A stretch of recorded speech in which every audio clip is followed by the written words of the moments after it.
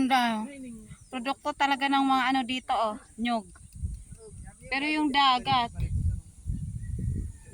Diyan mismo sa pro na yan. Anong pangalan ng ano na yan?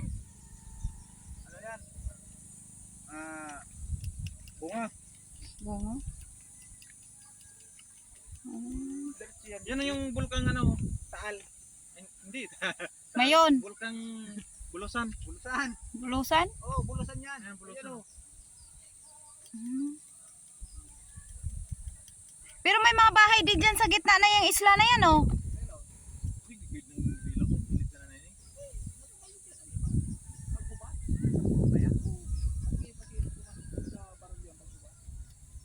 Grabe, guys.